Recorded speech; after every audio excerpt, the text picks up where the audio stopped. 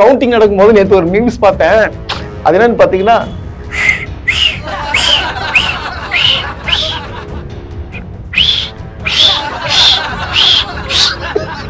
இந்த மாதிரிதான் பைத்தியக்காரதனமா சுத்திட்டு இருக்கு போறீங்க. அதுக்கு ரோஸ்ட் புரை சார்பாக வந்து எங்கள் மனமார்ந்த வாழ்த்துக்களை தெரிவிச்சுக்கிறோம். சின்ன வயசுல சொல்லி வளர்ப்பாங்க தெரியுமா, அந்த மாதிரி ஏய் நீ அவங்க ஊர் சேர்ந்தா கெட்டு போயிடுவ, நீ உங்க ஊர் சேர்ந்தா கெட்டு போயிடுன்னு சொல்லுவாங்க பாத்தீங்கன்னா. தயவு செய்து உங்க வீட்டு பிள்ளைகளை வந்து சொல்லி வளங்க. டிவிக்கு சேர்ந்தா நீ கெட்டு போயிடுவ, நல்ல புரி சொல்லி தர மாட்டாங்க. இந்த மாதிரிதான் வந்து பரதேசி மாதிரி சுத்திட்டு இருப்ப, பப்ளிக்கை டிஸ்டர்ப் பண்ணிட்டு இருப்ப அப்படின்னு சொல்லிட்டு உதைங்க. நான் என்ன சொல்றேன்னா, சொல்லி கேட்கறேன்னா உதைங்கன்ற நானு. அப்போதான் அடங்க மாட்டான். உண்மை அதான் சொல்றேன் நானு. ரோஸ்ட் பிரதர்ஸ் நேயர்களுக்கு அன்பு வணக்கம். நிகழ்ச்சிக்குள்ள போறதுக்கு முன்னாடி லைக், ஷேர், சப்ஸ்கிரைப் பண்ணுங்க. வாங்க நிகழ்ச்சிக்குள்ள போலாம்.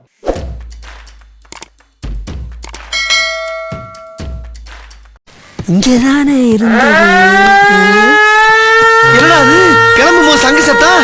யாயா என்ன செஞ்ச? எவனோ விசில் அடிக்கிறான். விசிலா? நேத்துல இருந்து பாத்தீங்கன்னா ஒரே விசில் சவுண்டாவே இருக்கு. உண்மையாவங்க, சத்தியமா சொல்றேன், எங்க போனாலும் வந்து இந்த விசிலடிச்சான் குஞ்சுகள்னு சொல்லிட்டு நான் சொல்லலைங்க. விஜய் அண்ணனே ஒரு வாட்டி சொல்லியிருக்காப்புல. என்ன சொல்லிருக்கா பாத்தீங்கன்னா, தம்பிகளா தயவு செய்து இந்த விசிலடிச்சான் குஞ்சுகளை போல நம்ம இருக்கக்கூடாது, உங்களை விசிலடிச்சான் குஞ்சுகளை சொல்லக்கூடாதுன்னு சொன்னாரு. அதே போல பாத்தீங்கன்னா இவங்க வந்து விசிலடிச்சான் குஞ்சுகளாகவே மாறிட்டாங்கன்னு சொல்ல முடியும். ஏன்னா பாத்தீங்கன்னா இப்ப வந்து பாத்தீங்கன்னா என்ன சொல்றாங்க, சின்ன தப்பை நீங்க போய் சேர்க்காதீங்கன்னு சொல்லி சொல்றாங்க. சத்தியமா நாங்க சேர்க்கல. இந்த சின்னத்துல யாருமே வந்து ஓட்டு போடாதீங்கன்னு சொல்றதுக்காக தான் நாங்க பேசிட்டு இருக்கோம். எல்லாரும் வந்து நேத்து கூட பாத்தீங்கன்னா நண்பர் பேசிட்டு நிறைய பேர் கமெண்ட்ல போட்டிருந்தாங்க, ஏன்பா நீ என்னப்பா வந்து சின்னத்தை வந்து நீ பிரபலப்படுத்துற, நீ ஏன் போய் சேர்க்கிற, ஏன் அதை பத்தி பேசுறேன்னு சொல்லி சொன்னாங்க. அப்படி கிடையாதுங்க. இந்த சின்னம் பாத்தீங்கன்னா மக்களால தவிர்க்கப்பட வேண்டிய ஒன்று. ஒரு தனிப்பட்ட வேண்டுகோள், நம்மள பார்த்து யாரு விசில் அடிச்சாங்க குஞ்சுன்னு சொல்லிடக்கூடாது.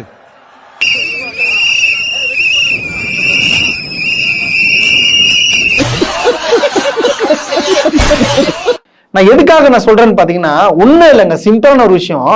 நேத்து பாத்தீங்கன்னா விசில் சின்னத்தை அறிவிக்கிறாங்க. ஒரு விசில் சின்னத்தை கொடுக்கலாம்னு சொல்லிட்டு அறிவிக்கிறாங்க. ஏன்னா பாத்தீங்கன்னா தாவேகா சார்பா பாத்தீங்கன்னா எங்களுக்கு ஃபர்ஸ்ட் எனக்கு விசில் சின்னம் தான் வேணும், அது ஃபர்ஸ்ட் பிரியாரிட்டியா வந்து விசில் தான் கொடுத்துக்கிறாங்க. சோ வந்து இவங்களுக்கு வந்து விசில் சின்னம் கிடைச்சிச்சு. கிடைச்ச உடனே பாத்தீங்கன்னா என்ன பண்றாங்கன்னா, லட்டு எல்லாம் போய் கொடுத்துட்டு கொண்டாடுறானுங்க. இன்னமா போயிட்டு சீஃப் மினிஸ்டர் ஆயிட்டாம விஜய் ஜெயிச்ச மாதிரி, எலெக்ஷன் ஜெயிச்ச மாதிரி எல்லாருக்கும் லட்டு கொடுத்துட்டு கொண்டாடுறானுங்க. கொண்டாடுறது மட்டும் இல்லாம வழக்கம் போல பப்ளிக்க துன்புறுத்துறானுங்க, டிஸ்டர்பன்ஸ் பண்றானுங்க. எதுக்கு? இந்த சின்னத்தை கொடுத்ததுக்கு பப்ளிக்க டிஸ்டர்ப் பண்றானுங்க. இங்க பாருங்க, நேத்து பாத்தீங்கன்னா ஒரு பெண் என்ன பண்றாங்கன்னா, ஒரு பஸ் ஸ்டாண்ட்ல போறாங்க, போற வழியில வந்து பஸ்ஸை வரிமழிச்சு ஊதுறானுங்க, விசில் அடிக்கிறானுங்க. இது என்ன, இது பேர் என்ன? இந்த வீடியோ நீங்க பாருங்களேன்.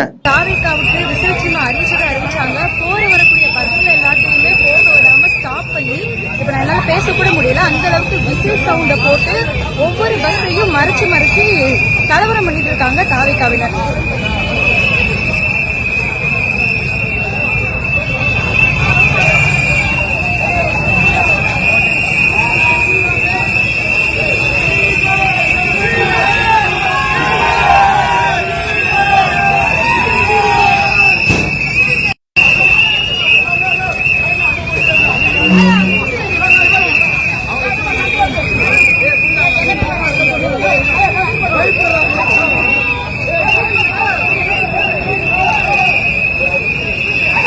இந்த வீடியோ நீங்க பார்த்திருப்பீங்க. அதாவது இந்த பொண்ணு பாத்தீங்கன்னா, இந்த பொண்ணு வந்து இன்ஸ்டாகிராம் எடுத்துருக்கானுங்க போல. ஆக்சுவலா வந்து இந்த பொண்ணு பாத்தீங்கன்னா வந்து திமுக ஆதரவா வந்து நிறைய வீடியோக்கள் வந்து போட்டிருக்காங்க. சோ என்ன சொல்றாங்க பாத்தியா, நீங்களே ஆளை செட் பண்ணி இறக்கி பேசுறீங்க, ஏன்டா வெக்கமா இல்லைன்னு சொல்லி கேக்குறானுங்க. நான் திருப்பி கேட்கிறேன், ஏன்டா உங்களுக்கு வெக்கமா இல்லையா? ஏன்னா பப்ளிக்கை டிஸ்டர்ப் பண்றீங்க. இதை யாரு தட்டி கேட்டா என்ன, ஏன் கேட்க கூடாதா? நீ பாட்டு பஸ்ஸை வழிமறிப்ப, பிகில் ஊதுவ, அந்த பொண்ணு வந்து வீடியோ போட்டா தப்பா இல்லைன்னா தப்பு இருக்கு. ஏன்னா தட்டி கேட்கறது யாரும், ஏண்டா நீ பண்றது கரெக்டா? இந்த விசில் சின்னத்தை எப்படி கொண்டு போய் சேர்க்கணும் அந்த மாதிரி கொண்டு போய் சேருங்கடா. அதை விட்டு பப்ளிக்கை வழி மறிச்சின்னு விசில் அடிச்சுன்னு சுத்தி நிக்கிறீங்க. விசில் அடிச்சாங்க குஞ்சுகளா? நேத்து ஒண்ணு இல்லைங்க, ஒரு சின்ன ஒரு சம்பவத்தை சொல்றேன். நேத்து பார்த்தா ஊர்ல இருந்து நான் வந்தேன், பஸ்ல இருந்து இறங்கினேன். பார்த்தீங்கன்னா பின்னாடி வந்து அந்த பஸ் கிளீனர்லாம் இருப்பாங்க பாத்தீங்களா, கண்டக்டர். அவர் என்ன பண்றாருன்னா கீழே இறங்கி வந்து விசில் அடிக்கிறாரு. விசில் அடிச்சு பின்னாடி ரிவர்ஸ்க்கு ஹெல்ப் பண்ற டிரைவருக்கு அச்சு கூப்பிடுறாரு, பின்னாடி வா பின்னாடி கூப்பிடுறாரு. அங்கேருந்து ஒரு பையன் ஓடி வந்து என்ன பண்றான், அவரு கை கொடுக்குறான். சூப்பர் தலைவன் கை கொடுத்துட்டு போறான். அவன் என்ன சொல்றான், ஏன்பா நான் ரிவர்ஸ் எடுக்கிறதாப்பா விசில் ஊதுனேன், நீ என்னப்பா கை கொடுத்துட்டு போறேன்னு சொல்லி கேட்கறான். பாருங்க அவன் எந்த அளவுக்கு இருக்கான் பாருங்க. இது புரிதுங்களா? இதுதான் ஒரு புரிதல். இந்த மாதிரி ஆட்கள் வந்து உங்க வீட்டுல இருப்பாங்க. இவங்கெல்லாம் ஒண்ணு இல்லைங்க. அதாவது நம்ம சின்ன வயசுல சொல்லி வளர்ப்பாங்க தெரியுமா, அந்த மாதிரி ஏய் நீ அவங்க கூட சேர்ந்தா கெட்டு போயிடுவ, நீ உங்க கூட சேர்ந்தா கெட்டு போயிடுன்னு சொல்லுவாங்க பாத்தீங்கன்னா. தயவு செய்து உங்க வீட்டு பிள்ளைகளை வந்து சொல்லி வளங்க. டிவிக்கு சேர்ந்தா நீ கெட்டு போயிடுவ, நல்ல புத்தி சொல்லி தர மாட்டானுங்க. இந்த மாதிரிதான் வந்து பரதேசி மாதிரி சுத்திட்டு இருப்ப, பப்ளிக்கை டிஸ்டர்ப் பண்ணிட்டு இருப்ப அப்படின்னு சொல்லிட்டு உதைங்க. நான் என்ன சொல்றேன்னா, சொல்லி கேட்கறேன்னா உதைங்கன்ற. நானு செருப்பை கழட்டி அடிங்க, தொடப்பு கட்ட பிஞ்சுக்கிற மாதிரி அடிங்க. அப்பதான் அடங்க மாட்டான். உண்மை அதான் சொல்றேன் நானு. நீங்க உங்க பசங்களை இதே மாதிரி விட்டீங்கன்னா சத்தியமா சொல்றேன், நீங்க அவன் அடிக்கலன்னா அவன் வந்து ஊர் மேல உதவாங்க. எப்படின்னா இந்த மாதிரி உதவாங்க. இப்ப பாத்தீங்கன்னு வச்சுங்களேன், ஊர் பூரா ஒரு 10 பேர் செட் பண்ணி அந்த பிகில் எடுத்துன்னு ஊது வைக்கிறாங்க. எல்லா இடத்துலயும் ஊதுறானுங்க. எல்லா இடத்துலயும் வாயில வச்சு எடுக்கிறது இல்லை, ஊதினியெல்லாம் போயிட்டு இருக்கானுங்க. அதாவது பாத்தீங்கன்னா இது வந்து ஸ்பெஷல் பிரைஸ் யாருக்குன்னு பாத்தீங்கன்னா புசியானந்த் அவர்கள் ஊதுறாப்புல. உடனே அவங்க கட்சிக்காரெல்லாம் ஊதுறாங்க. அதெல்லாம் விட்டுருங்க. எனக்கு வந்து புசியானந்த் ஊதுறதை மட்டும் நீங்க பாருங்க, சூப்பரா இருக்கும். அதே போல பாத்தீங்கன்னா அந்த காலத்திலேயே இவங்களுக்கு எல்லாம் வந்து சூப்பரான ஒரு பாட்டு ஒண்ணு பாடிக்கிறாங்க. அந்த பாட்டையும் நீங்க கேட்டுருங்க கொஞ்சம். விசில் அடிச்சான் குஞ்சுகளா குஞ்சுகளா, வெம்பி பழுத்த பிஞ்சுகளா பிஞ்சுகளா, விசில் அடிச்சான் குஞ்சுகளா குஞ்சுகளா, வெம்பி பழுத்த பிஞ்சுகளா பிஞ்சுகளா. பாத்தீங்களா? அதாவது அந்த காலத்திலே வந்து இவங்களுக்கு ஏத்த பாடல்களை வந்து பாடி வச்சுக்கிறாங்க. விசில் அடிச்சாங்க குஞ்சுகளுக்கு ஏத்த மாதிரியான பாடல்கள்லாம் வந்திருக்கும். அதை நீங்க பார்த்திருப்பீங்க. அதே போல பாத்தீங்கன்னா இந்த விசில் சின்னம் வந்ததுல பாத்தீங்கன்னா ஏகப்பட்ட மீம்ஸ் போடுறாங்க. எல்லாமே நல்லதா இருக்கு.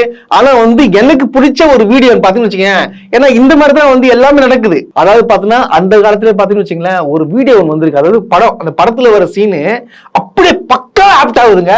நான் சத்தியமா சொல்றேன், அப்படியே பக்கா ஆப்ட். இந்த வீடியோ நீங்க பாருங்க, உங்களுக்கு தெரியும். என்னம்மா நீ முந்திரி என்னடா ஒரே குத்த குத்திருவேன். விருந்தாரெல்லாம் வந்திருக்காங்க. ராத்திரில விசில் அடிச்சா எல்லாரும் முடிச்சிட மாட்டாங்க. படு காலையில அடிச்சுக்கலாம். ஆனா பரதேசி பிறந்தவனே காலையில அடிச்சுக்கலாம்டா. ஐயோ பாத்தீங்களா? அந்த வீடியோல என்ன இப்ப என்ன பண்றானுங்களோ அதே மாதிரிதான் வந்து அந்த காலத்துல நடந்திருக்கு. அது அப்படியே வந்து இந்த சீனோட ஒப்பிட்டு பார்க்கும்போது ஒரிஜினாலிட்டியா இருக்கு. கரெக்டா இல்லையா? அதாவது பாத்தீங்கன்னா நேரத்துல இருந்து டார்ச்சர் பண்றானுங்க. அவங்க வீட்டுல போயிட்டு நான் விசில் அடிக்கணும், விசில் வாங்கி கொடு. எப்போ 10வது படிக்கிற பையன் ஓட்டுரிமையே இல்லாதவனுக்கு என்ன பண்றாங்கன்னா அவங்க வீட்டுல டார்ச்சர் பண்ணி விசில் வாங்குறதுக்கு கூட்டு போறதா சொல்றானுங்க. நான் என்ன சொல்றேன்னா, நான் எதுக்காக மீண்டும் சொல்றேன்னா, இதை வந்து விசில் ப்ரமோட் பண்றதுக்கு இல்ல, இந்த விசில் சின்னத்தை தவிர்த்தறீங்க. ஏன்னா இப்ப பாத்தீங்கன்னா எல்லா இடத்துலயும் போற வழியில டிவிக்கே கத்திருந்தானுங்க. இனிமே வந்து டிவிக்கு கத்த மாட்டானுங்க, வந்து இந்த விசில் ஊத்தி டார்ச்சர் பண்ணுவானுங்க. நம்மளுக்கு எல்லாம் ஒண்ணு ஞாபகம் இருக்குன்னு நினைக்கிறேன். எல்லா திருவிழா எங்க வீட்டுல பாத்தீங்கன்னா, எங்க ஊர்ல பாத்தீங்கன்னா மலை திருவிழான்னு நடக்கும். அது பாத்தீங்கன்னா கிறிஸ்துமஸ் டைமுக்கு முன்னாடி வரும். அந்த திருவிழா எல்லாம் பாத்தீங்கன்னா ஒரு பிபி ஒண்ணு ஊதுவாங்க. மோஸ்ட் இரிட்டேட்டிங் சவுண்ட் அதுதான். அதாவது என்ன பண்ணா, கும்பலா ஒரு டீம் சேர்ந்துக்குன்னு பீன்னு ஊதின்னு போவானுங்க. அது நம்ம காதுல கேட்க முடியாது. நிறைய பேர் பார்த்துச்சுல ஒரு மாதிரி ஆயிடுவாங்க. அந்த மாதிரி சவுண்ட், அது மோஸ்ட் இரிட்டேட்டிங் சவுண்டு. அதே போலதான் பாத்தீங்கன்னா இந்த விசில் சவுண்ட் மாறிட்டு இருக்கு. இப்போ உடனே எல்லாம் சொல்ல கதறுவாங்க. டேய் நான் கதறலடா, நீங்க வந்து இந்த மாதிரி பண்றது வந்து பப்ளிக் டிஸ்டர்பன்ஸ் ஆகுது. இதுதான் உண்மை. அதாவது சின்ன பசங்க பண்றாங்கன்னு பார்த்தா நிறைய பேர்ல ஒரு 10-15 லேடிஸ், அதாவது பாத்தீங்கன்னா வீட்டுல அம்மாக்கள்லாம் அவங்களும் சேர்ந்து என்ன பண்றாங்க, இந்த விசில் சின்னம் பாத்தீங்களா, விசிலுக்கு ஓட்டு போடுங்கன்னு சொல்லிட்டு விசில் ஊதி காட்டுறாங்க. இது என்ன பண்றது? அதே போல பாத்தீங்கன்னா என்ன சொல்றாங்க, ஸ்டாலின் ஐயா நீங்க என்ன வேணா பண்ணுங்க, ஆனா வந்து நாங்க என்னதான் நல்லது நீங்க செஞ்சாலும் நாங்க வந்து விசில் சின்னம் தான் ஓட்டு போடுன்னு சொல்றாங்க. இப்பாற்பட்ட தற்கூரிகள் வாழற உலகத்துல தான் நம்ம வாழ்ந்துட்டு இருக்கோம். நீங்க பாத்தீங்களா, ஒரு அரசியல் கட்சிக்கு இந்த அளவுக்கு விமர்சனம் வருதான்னு பாருங்க. முதல் தடவையா, அதாவது உலகமே காரி துப்புற அளவுக்கு ஒரு அரசியல் கட்சி இருக்குன்னா அது தாவேகா, தமிழக வெற்றி கழகம் மட்டும்தான். உண்மைங்க, இது உண்மை. இங்க பாருங்க, நேத்து வந்து ஒரு கல்யாணம் நடந்திருக்கு. அதுல மாப்பிள்ளையும் பொண்ணு வந்து இருந்துக்கிறாங்க. அதுல பாத்தீங்கன்னா அங்க அவங்க கட்சிக்கார ஒருத்தர் வந்து கையில வந்து விசில் ஊதுகிறாரு. 2 பேரும் கையில வச்சு விசில் ஊதுறாங்களாம்.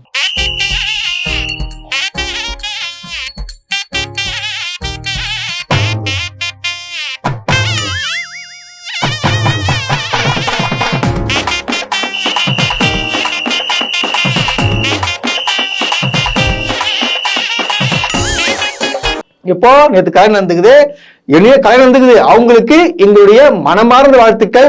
நாங்க இந்த மணமக்களுக்கு வந்து சொல்றோம்னா ரோஸ்ட் பிரஸ் சார்பா தயவு செய்து உங்க தலைவனை மாதிரி இருக்காதீங்க, 2 பேரும் கடைசி சந்தோஷமா இருங்கன்றத வந்து நாங்க சொல்லிக்க விரும்புறோம். அதுக்கப்புறம் பாத்தீங்கன்னா சோசியல் மீடியால ஃபுல்லா இப்போ வந்து ஒரு விஷயத்த வந்து ட்ரெண்ட் பண்ணிட்டு இருக்காங்க. என்னன்னா விஜய் 3 எழுத்து, விசில் 3 எழுத்து, அதுக்கப்புறம் விரைவில் வெற்றி 3 எழுத்து அப்படின்னு சொல்லிட்டு சோசியல் மீடியால ட்ரெண்ட் பண்ணிட்டு இருக்காங்க.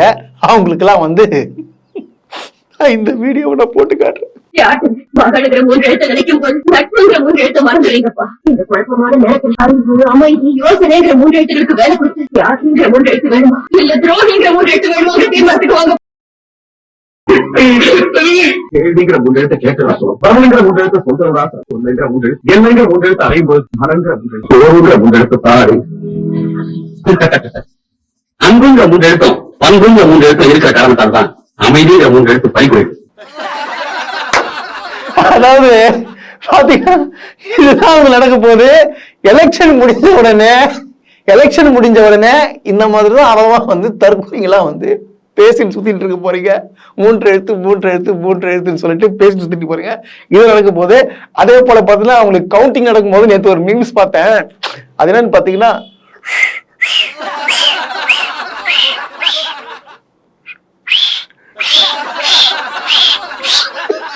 இந்த மாதிரிதான் பைத்தியக்காரதனமா சுத்திட்டு இருக்க போறீங்க. அதுக்கு ரோஸ்ட் பிரஸ் சார்பாக வந்து எங்கள் மனமார்ந்த வாழ்த்துக்களை தெரிவிச்சுக்கிறோம். அதே போல பாத்தீங்கன்னா இந்த விசில விட்டுதல்ங்க இப்போ வந்து எல்லாருமே வந்து கூட்டணி சேர்றாங்க. சரிங்களா, ஒருத்தர் சொன்னாப்புல ஒரு செப்டம்பர் மாசமோ நவம்பர் மாசமோ இல்ல ஒரு வருஷம் முன்னாடி சொன்னாப்புல, ஆட்சியிலும் பங்கு அதிகாரத்திலும் பங்கு, நம்ம தேடி வரவங்களை அரவணைக்கும் இல்லையா, நம்ம தேடி வரவங்களை ஆதரவு கொடுக்கணுமோ இல்லையா அப்படின்னு சொல்லிட்டு ஒருத்தர் யார் பேசியிருப்பாரு சொல்லுங்க? யாருன்றது உங்களுக்கே தெரியும். நம்ம அண்ணன் விஜய் தான் தொடக்கத்துல மாநாடுல வந்து பேசுறா போல, ஆட்சியிலும் பங்கு அதிகாரத்திலும் பங்கு அப்படி சொன்ன உடனே எல்லாம் ஆதரவரிச்சனால என்ன சொல்லிட்டாப்புல, சொல்லிட்டாப்புல அவ்வளவுதான். இதுக்கப்புறம் பாருங்க எல்லா கட்சியும் உடச்சுக்கின்னு, மத்த கட்சியோட கூட்டணி உடச்சுக்கின்னு எல்லாம் வந்து டிவி கேல வந்து நிப்பாங்க, லைன்ல வந்து நிக்க போறாங்க அப்படின்னு சொல்லிட்டு என்னமா பேசுறீங்களே. ஆனா கடைசியில ஒருத்தர் கூட ஒரு கட்சி கூட வந்து சேரலையா தற்கொலை பசங்களா. அதை கூட விடுங்க, அவரை விடுங்க, இவங்க 2 பேருக்கு நானுங்க பாருங்க, இந்த லைலா மணியும் இந்த ராஜ்மோகனும் அவனுக்கு பேசுறாங்க. அவன் சொல்றான் ஒருத்தன், அவர் வருவாரு, அவரு கூட இன்னொருத்தர் வருவாரு, டிசம்பர் ஜனவரிக்கு அப்புறம் பாருங்க அது புரட்சி வெடிக்க போகுது, அது பயங்கர மாதிரி அவரும் வந்துருவாரு, இவர் பக்கத்துல இருப்பாரு அவரும் வந்துருவாரு. ஆமா இங்க பாருங்க எப்படி சொல்றான்னு பாருங்க. உனக்கு செய்திகளை பார்க்கின்ற பொழுது இன்னும் பல பேர் வர போறாங்க, ஜனவரிக்கு பிறகு மிகப்பெரிய ஒரு புரட்சியே ஏற்பட போகுது அப்படின்ற ரெடி தகவல்லாம் வருது. எல்லாம் ரெடி, அவர் வரன்னு சொல்றாங்க. அவர் எப்ப வருவாரு? அவரும் வராரு, அவர் தனியா வரல, கூட இவரையும் கூட்டு வராரு. இவர்களுக்கிடையே அந்த விசாரம் என்பது புலம்பாம வரீங்களா கொஞ்சம்? பாத்தீங்களா, அவரு வந்துறாரு, இவரு வந்துரு, இவரு வந்துரு, கடைசி வரைக்கும் இவனுங்க எவன் வருவான்னு சொல்லிட்டு சொல்லவே இல்லை. ஏன் தெரியுமா? எவனும் வரமாட்டான். ஏன்னா எல்லா கட்சியினருக்கும் தெரியும் இவங்கெல்லாம் வந்து பக்கா தற்கொலை கூட்டம். விஜய்க்கு வந்து ஒன்னும் அரசியல் அறிவே இல்லை, அரசியலும் தெரியல, இது கூட சேர்ந்து நம்ம பேரை கத்துக்கூடாதுன்னு சொல்லிட்டு ஒருத்தர் கூட கூட்டணிக்கு வரவே இல்லை. இதுதான் உண்மை. ஏமாந்து போய் நிக்கிறானுங்க. இப்ப நைசா என்ன சொல்லிட்டாங்க பாத்தீங்களா, யார் கூட்டணிக்கு வராங்களோ இல்லையோ 234 தொகுதியில வெற்றி பெறுவோம். 234 தொகுதியில வெற்றி பெறத்துக்கு கேண்டிடேட் வேணும் மேடம் உங்களுக்கு. தற்கொலை பசங்களா, கேண்டிடேட் எங்க போவீங்க? நான் சொல்றேன் கேளுங்க. விஜய் அவர்கள் பாத்தீங்கன்னா அனௌன்ஸ்மெண்ட் பண்ண பிறகு 234 தொகுதியில வந்து அனௌன்ஸ்மெண்ட் பண்ணுவார்ல, பண்ண உடனே பாருங்க கட்சி 2ஆ ஓடிய போது அவன் அடிச்சுக்கின்னு மாற்று கட்சியில போய் சேரணும் பாருங்க. ஏன்னா இவங்கெல்லாம் வந்து விஜய்க்காக அப்படிலாம் கிடையாதுங்க. இதெல்லாம் வந்து ஒரு மாதிரியான கூட்டம். நீங்க பாருங்க, அதாவது சின்ன பசங்க சண்டை போட்டுருன்னு நினைச்சு பாருங்க. இவங்களாம் அரசியல்னா என்னன்னு சொல்லிட்டு தெரியாது. இதுக்கப்புறம் போக போக புரிஞ்சுக்க போறானுங்க. ஆனா ஒண்ணுங்க, இவனுக்கு மிகப்பெரிய தற்கொலை சொல்லிட்டு யாருமே சேரல. ஆனா ஒரே ஒருத்தர் சேர்ந்தாருங்க, ஒரே ஒரு கட்சியில இருந்து சேர்ந்தாரு. தெரியுமா யாருன்னு தெரியுமா உங்களுக்கு? அந்த பாய் ஒருத்தர் முஸ்தபான்றவரு, அவர் மட்டும் சேர்ந்திருக்காரு. அதாவது கட்சி தொடர்ந்தவனே முதல் ஆளா போய் துண்டு போட்டவர் அவர் தான் அந்த பாய் முஸ்தபா பாய். அவர் கட்சியில எத்தனை பேர் பாத்தீங்கன்னா அவர் ஒருத்தர் மட்டும் தான் இருப்பாரு, அவர் ஒருத்தர் மட்டும் தான் வருவாரு. அவரை சேர்த்து வச்சுக்கிட்டு இவனுங்க வந்து அந்த ஊடகத்துல எல்லாம் வந்து பேச விட்டுட்டு இருக்கானுங்க. அந்த பாயை தூக்கின்னு போயிட்டு அந்த பாய் தான் உங்களுக்கு சாம்பிராணி போடுற பாய் தான் உங்களுக்கு வந்து ஆக்சுவலா வந்து உங்களுக்கு கட்சியில் சேர்ந்திருக்காரு. இந்த முஸ்தபா பாய் இருக்காரு பாத்தீங்களா, இந்த முஸ்தபா பாய் கூட உணர்த்தர் இருப்பாப்புல, அவர் பேர் எனக்கு சரியா தெரியல. 2 பேரும் ஒன்னதான் வந்து கட்சியில் சேர்ந்தாங்க. அவர் என்ன பண்ணிருக்காரு பாத்தீங்கன்னா, இந்த பூந்தி கடை போடுவாங்க அந்த 3 ரோடு பள்ளிவாசல்ல, அங்க வந்து இடம் கொடுக்குன்னு சொல்லிட்டு கோச்சிங் போனவர் தான் இவர் இந்த பாய். இவங்க எல்லாம் பாத்தீங்கன்னா எந்த ஜமாத்திலையும் சேர்த்துக்க மாட்டாங்க. அதாவது முஸ்லீம்ல இருந்து பாத்தீங்கன்னா இஸ்லாமியர்ல பாத்தீங்கன்னா ஒதுக்கப்பட்டவர் இவங்கலாம். அதனாலதான் வந்து ஒரே ஒரு ஆள், ஒரே ஒரு கட்சி, ஒரே ஒரு குருக்கள் வராத மாதிரி ஒரே ஒரு பாய் வரார், ஒரே ஒரு பாய் வரார், ஒரே ஒரு பாய் வரார். அவர் தான் பாத்தீங்கன்னா இவரோட கூட்டணி வச்சிருக்காரு தவிர மத்தவங்க யாருமே கூட்டணி வச்சுக்கல. இவர் என்னதான் ஆட்சியிலும் பங்கு அதிகாரத்திலும் பங்கு சொன்னாலும் சேர மாட்டேங்க. ஏன்னா எப்படி நீ ஆட்சியடிவை பிடிப்ப? ஆட்சி புச்சாதானே வருவாங்க. எல்லாருக்கும் தெரிஞ்சு போச்சு நீங்க தற்கூறீங்க, நீங்க தோத்துறீங்கன்னு சொல்லிட்டு தெரிஞ்சு போச்சு. அதனாலதான் உங்க கூட்டணி அவனும் வச்சுக்கவே இல்லை. நீங்களா வந்து சின்ன பசங்கன்னு சொல்லிட்டு எல்லாரும் சொல்லி விட்டாங்க. இப்ப நம்ம பாத்தீங்கன்னா நம்ம என்டிஏ கூட்டணிக்குள்ள வருவோம். இப்ப இந்த இந்திய கூட்டணிக்குள்ள வந்து இப்போ அமமுக வந்து சேர்ந்திருக்கு பாத்தீங்களா? நினைச்சாதாங்க எனக்கு வந்து ரொம்ப சிரிப்பா இருக்கு. ஆனா எப்பாற்பட்ட மானம் கட்ட போனவன்னு சொல்லிட்டு இப்பதாங்க புரியுது. அதாவது டிடிவி தினகரன் இருக்காரு பாத்தீங்களா, 2024 இருந்து எடப்பாடியை வந்து பேசாத வார்த்தைகளே கிடையாது. 420ன்றது எடப்பாடிகள் வந்து ஃப்ராடுன்றது மாத்தி மாத்தி உண்மை சொல்லிப்பாங்க. ஆனா உண்மையை சொல்லிக்கிறாங்க. அது வந்து இரண்டு பேருக்குமே வந்து பாராட்டுகளை தெரிவிச்சுக்கலாம். அவ்வளவு கேவலமா பேசிட்டு மனசாட்சி இல்லாம போய் சேர்ந்துக்கிறாங்க. கேட்டேன்னு வச்சுக்கலாம், இப்போ அமமுக பொதுச் செயலர் கேட்டு டிடிவி கேட்டு வச்சுக்க, நான் எங்க அதிமுக சேர்ந்தேன், நான் என்டிஏ கூட்டணி சேர்ந்தேன் அப்படின்னு சொல்லிட்டு சொல்லுவாப்புல. அதே மாதிரி எடப்பாடி பழனிசாமி என்ன சொல்றாரு, எங்க கட்சியில் சேரலங்க, பிஜேபி கூட கூட்டணி சேர்ந்துக்கிறாங்க. ஆனா இவங்க எல்லாம் ஒரே கூட்டணி, அதான் என்டிஏ கூட்டணின்றது இவங்களுக்கு சொல்ல மாட்டாங்களாம். புரியுதுங்களா? அதே போலதான் பாத்தீங்கன்னா நேத்து பிரஸ் மீட்டிங்ல வந்து கேக்குறாங்க, சார் நீங்க வந்து யாருடைய தலைமையில இருக்கிறீங்க, உங்களுடைய முதல்வர் வேட்பாளர் யாரு அப்படின்னு சொல்லி கேட்டதுக்கு யாரும் என்ன சொல்லணும், எடப்பாடி பழனிசாமி சொல்லணும்ல. ஆனா டிடிவி தினகரன் என்ன பண்றாரு, அவரு பேரும் சொல்ல மாட்டாரு. பேரை சொல்லாம உங்களுக்கு தான் தெரியும் இல்ல, உங்களுக்கு தான் தெரியும் இல்ல, அப்புறம் வந்து என்ன ஏன் கேக்குறீங்க, அது பேர் தான் சொல்லுங்களேன், அதான் உங்களுக்கு எல்லாம் தெரியும் இல்ல, அதை நாங்க ஏன் கேட்கிறேன் அப்படின்னு சொல்லிட்டு சொல்றாப்புல. அப்ப பாத்துங்க எந்த அளவுக்கு இப்படி இருக்கான்னு சொல்லி. இந்த கூட்டணி வச்சு எப்படி இவங்க ஜெயிப்பானுங்க எனக்கு ஒண்ணுமே புரியல. எவ்வளவு மானங்கிட்ட கேள்வி கேட்டாலும் சரி, என்ன பண்ணாலும் சரி, இவனுக்கு போயிட்டு ஒன்னா சேர்ந்துக்கிறானுங்களே, இது எங்க போய் முடிய போகுதுன்னு சொல்லிட்டு ஒண்ணுமே எனக்கு புரியல. ஆனா ஒண்ணுங்க, விஜய் வந்து பிஜேபி கூட வந்து கூட்டணி இல்ல, பிஜேபி அவருக்கு சம்பந்தமே இல்லைன்னு சொல்லிட்டு சொன்னீங்க பாத்தீங்களா, அதுதான் கிடையாது. இப்போ பக்கா நிரூபணம் ஆயிருக்கும். விஜய் வந்து கேட்டாரு, என்ன கேட்டாரு, விசில் சின்னம் கேட்டார். கேட்ட உடனே வந்து கொடுத்துட்டாங்க. அதுக்கு முன்னாடி பார்த்தா 2 நாள் இப்போ எங்க போயிருந்தார், சிபிஐ விசாரணைக்கு போயிருந்தாரு. சோ அப்ப பார்த்தா நைட் யாரை சந்திச்சாருன்னு சொல்லிட்டு தெரியல. அதுக்கு முன்னாடி நைட்டு சந்திச்சிருப்பாரு, யாரும் சந்திச்சான்னு சொல்லிட்டு தகவல் வந்துட்டு இருக்கு. சந்திச்சான்னு சொல்லிட்டு தெரியல. அதே போல பாத்தீங்கன்னா பிகில் சின்னத்தை அவர் குத்துட்டாங்க. இப்போ நான் எதுக்கு நான் இப்படி சொல்றேன்னு பாத்தீங்கன்னா, இதே போலதான் சீமான் அவர்கள் பாத்தீங்கன்னா நாம் தெரிந்த விவசாயி சின்ன கேட்டிருந்தாரு, இரட்டை விவசாயி சின்னம் வந்து கேட்டிருந்தாரு. ஆனா வந்து தராம கடைசியில பார்த்தா மைக் சின்னத்தோடு கொடுத்தாங்க. ஞாபகம் இருக்குங்களா? ஆனா பாத்தீங்கன்னா இவருக்கு போன உடனே விஜய்க்கு வந்து விசில் சின்னத்தை கொடுக்குறாங்கன்னா அப்ப மறைமுகத்துல யாரு இருக்கா? எப்படியோ வந்து விஜய் அவர்களை வந்து பிஜேபி அந்த என்டிஏ கூட்டணியில சேர மாட்டாரு, இது எல்லாருக்குமே தெரியும். ஆனா இவங்களுக்கு கொடுத்த அஜெண்டா என்னன்னு பாத்தீங்கன்னா, நாங்க வந்து என்டிஏ கூட்டணி நாங்க வந்து வேலை செய்யறோம், திமுகவை எதிர்த்து வேலை பண்ண போறோம். உன்னோட வேலை என்னன்னா, நீ தோக்குறே ஜெயிக்கிறே என்ன பண்ணு, திமுக மட்டும் எதிர்த்து பேசிக்கினே இரு, அவங்களோட ஓட்டை நீ பிரிச்சனா எங்களுக்கு ரூட்டு கிளியர் ஆயிடும், நாங்க வந்து ஜெயிச்சிருவோம். அதுக்கப்புறம் நான் ஜெயிச்ச பிறப்பு உங்களுக்கு நான் என்ன பண்ணுவோம் நான் பண்றேன். அதுதான் இவங்களோட டீலிங்கை தவிர வேற எதுவுமே இல்லை. மக்களே உசராருங்க. அதாவது பாத்தீங்கன்னா இப்ப எல்லாரும் கேட்பீங்க என்ன அது, அப்புறம் பார்த்தா ஜனநாயகன் படத்துக்கு மட்டும் ஏன் கொடுன்னு சொல்லிட்டு கேட்பீங்க. அதுதான் இங்க மேட்ரு.